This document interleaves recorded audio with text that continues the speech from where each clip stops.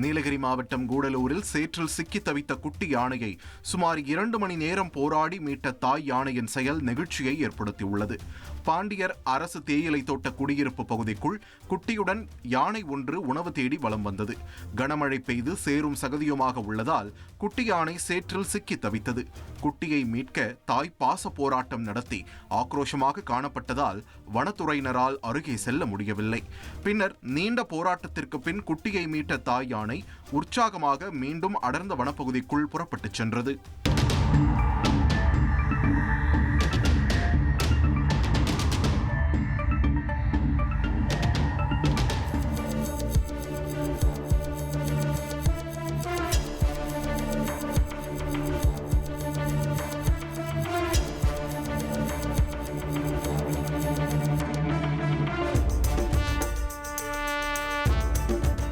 உங்கள் தந்திவன் தொலைக்காட்சியில் கணபதியே வருவாய் தினமும் காலை 7 மணிக்கு காணத் தவறாதீர்கள்.